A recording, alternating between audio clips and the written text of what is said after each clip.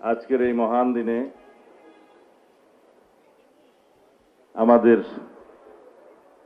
এই বিশ্ব ব্রহ্মাণ্ডের সর্বশ্রেষ্ঠ মহামানব হযরত মুহাম্মদ মুস্তাফা সাল্লাল্লাহু আলাইহি ইসলামের জন্ম হয়েছিল এবং তিনিও তার ওফাত দিবসে কি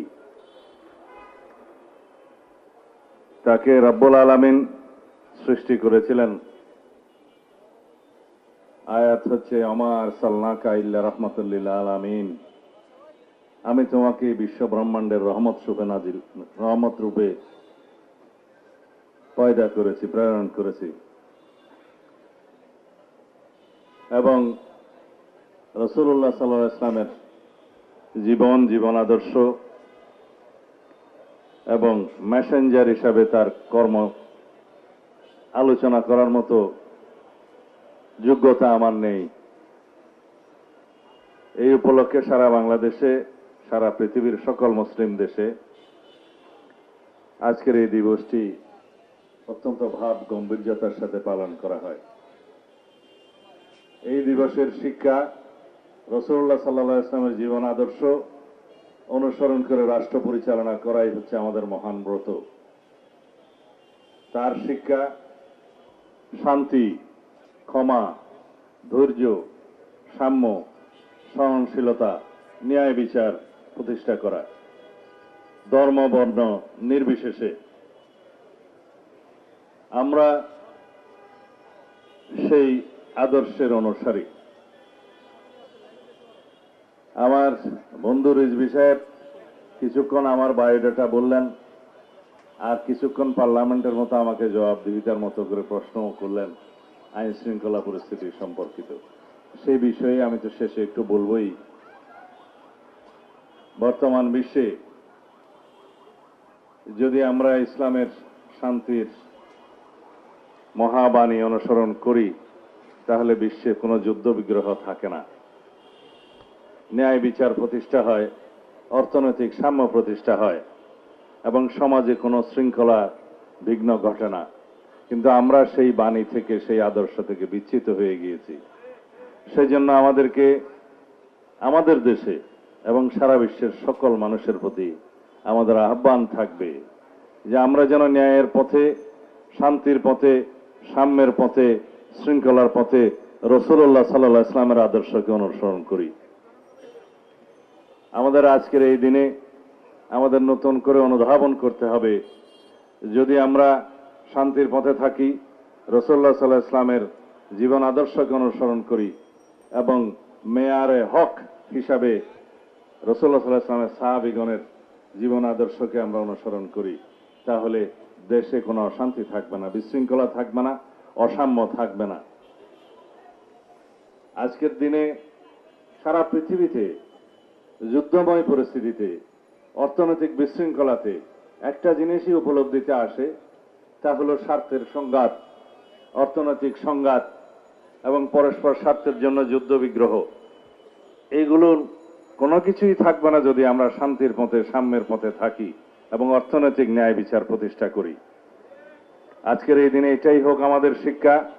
রাসূলুল্লাহ সাল্লাল্লাহু আলাইহি ওয়াসাল্লামের প্রদত্ত, অনুশীলনকৃত যেই পথ, সেই পথ আমরা অনুসরণ করে আমাদের দেশে শান্তি প্রতিষ্ঠা করি, ন্যায় বিচার প্রতিষ্ঠা করি, সামাজিক শৃঙ্খলা ব্যক্তি জীবনে, পারিবারিক জীবনে, সামাজিক জীবনে এবং রাষ্ট্রীয় জীবনে আমরা প্রতিষ্ঠা করি। এটাই হোক আমাদের শিক্ষা।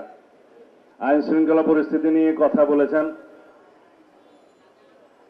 আমরা যে শৃঙ্খলা বাহিনী উত্তরাধিকার সূত্রে পেয়েছি, যে বিশৃঙ্খল পরিস্থিতিতে 24-এর ছাত্রগণ অভ্যুত্থান পরবর্তীতে যে বাংলাদেশ আমরা পেয়েছি, যে আকাশ সম উচ্চতার প্রত্যাশা, জনপ্রত্যাশা আমরা পেয়েছি, আমাদের যেটা প্রত্যাশা আছে সবকিছু আমাদেরকে একই সাথে বিবেচনায় নিতে হবে।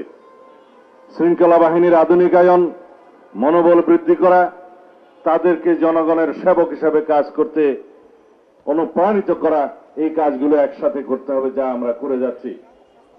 সরকারের 6 মাস অতিবাহিত হয়েছে। এই দায়িত্ব নেওয়ার পরে একটি ঘটনাও নাই, এমন কোনো অপরাধ নাই যেটা সংগঠিত হওয়ার পরই পুলিশ বাহিনী সেটা গ্রেফতার করতে পারে নাই বা বিচারের আওতায় আনা নাই। একটি ঘটনাও নাই। এটাই বাংলাদেশে বর্তমান সরকারের কৃতিত্ব। পুলিশ বাহিনী সহ সকল শৃঙ্খলা বাহিনীর আমি মাঝে মধ্যে প্রশংসা করি, এই জন্যই করি তাদের ভঙ্গুর মনোবল এবং ভঙ্গুর অবস্থায় যেভাবে আমরা পেয়েছিলাম এই 6 মাসের মধ্যে তাদেরকে একটা আমরা অবস্থান উন্নীত করতে পেরেছি, তাদের মনোবল ফিরে এসছে এবং তারা সম্পূর্ণ শক্তি দিয়ে অপরাধ দমনে তারা সচেষ্ট হয়েছে। রংপুরের একটি ঘটনার কথা মহাসচিব সাহেব বললেন, সেই ঘটনা সংঘটিত হওয়ার যৌক্তিক সময়ের মধ্যে সবাইকে আইনের আওতায় আনা হয়েছে। এরকম রামেসা হত্যা থেকে শুরু করে যত ঘটনা জাতীয়ভাবে আলোচিত হয়েছে বা আলোচিত হয় নাই, প্রত্যেকটা অপরাধের আমরা অ্যাড্রেস করতে পেরেছি এবং যথাযথ আইনি প্রক্রিয়া নিয়ে আসতে পেরেছি, আদালতের কাছে সুপর্দ করতে পেরেছি। ক্ষেত্রমতে সমাজের চাহিদা অনুসারে সংক্ষিপ্ত সময়ে বিচারিক কার্য সমাপ্ত করার জন্য সহযোগিতা করেছি। সবকিছু আপনারা জানেন। এর চাইতে এই অল্প সময়ের মধ্যে আর বেশি কিছু আশা করা আমাদের মনে হয় ঠিক হবে না। তবে ইনশাআল্লাহ প্রতিশ্রুতি দিচ্ছি, বাংলাদেশের এই পুলিশ বাহিনী জনপ্রত্যাশিত জনবান্ধব পুলিশ বাহিনীতে পরিণত হবে ইনশাআল্লাহ। অন্যান্য শৃঙ্খলা বাহিনীর আইনি কাঠামোয় পরিবর্তন আনা হচ্ছে এবং তাদেরকে যেমন অ্যাকাউন্টেবিলিটি এবং তাদের জবাবদিহিতা নিশ্চিত করা হচ্ছে, তাদের কর্মকাণ্ডের ট্রান্সপারেন্সি স্বচ্ছতাও নিশ্চিত করা হবে এবং তাদের জন্য যেমন আমরা বলি দুষ্টের দমন শিষ্টের পালন নীতি অনুসরণ করা হচ্ছে, তাদেরকে আমরা পুরস্কৃত করছি, অ্যাওয়ার্ড দিচ্ছি, সনদ দিচ্ছি, বিভিন্নভাবে পদক দেওয়া হচ্ছে ভালো কাজের জন্য, তাদের কৃতিত্বপূর্ণ কাজের জন্য। তবে আমরা দুষ্টের পালনও করব। রাতারাতি বৈপ্লবিক পরিবর্তন আমরা কেউ আশা করতে পারি না। ইনশাআল্লাহ আমরা আমাদের মাননীয় প্রধানমন্ত্রী, এদেশের গণমানুষের নেতা জনাব তারেক রহমানের নেতৃত্বে নির্দেশনায় আমরা আইন শৃঙ্খলা পরিস্থিতিকে একটা এমন পর্যায়ে উন্নীত করতে পারবো, ইনশাআল্লাহ জনপ্রত্যাশা পূরণ হবে। এই বাহিনী জনবান্ধব বাহিনী হিসেবে নিজেদেরকে প্রতিষ্ঠা করবে। আপনারা সবাই সহযোগিতা করবেন, অন্তত তথ্য দিয়ে সহযোগিতা দিয়ে আপনারা সকল বাহিনীকে সহযোগিতা করবেন। ইনশাআল্লাহ আমরা আপনাদের সাথে আছি। আজকে এটুকু বলেই শেষ করছি। ধন্যবাদ সবাইকে। খোদা হাফেজ।